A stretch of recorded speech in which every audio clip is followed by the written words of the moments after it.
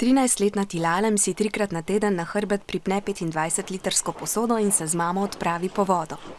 To je zelo zamudno delo, pot do potoka je namreč dolga in naporna, poleg tega včasih čakata, da prideta na vrsto za polnjenje.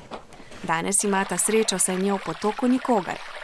Etiopija leži na severovzhodu Afrike, po njenem površju pa teče kar 14 velikih rek, tudi Nil. A kljub temu 30 od 90 milijonov Etiopijcev nima dostopa do pitne vode.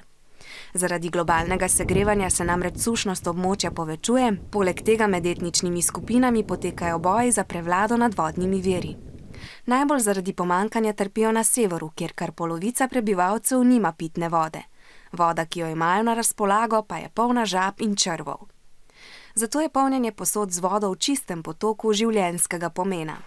A ti so večkrat daleč in deklice kot Tilalem hodijo tudi 6 ur, da pridejo do potoka.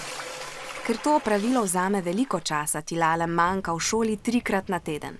To se pozna pri njenih ocenah.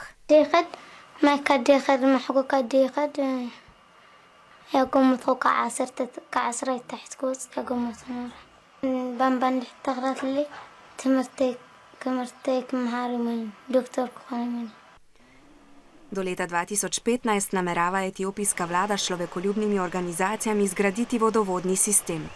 Potem Tilalem morda ne bo več treba hoditi na dolgo pot po vodo in tako ne bo več manjkala v šoli.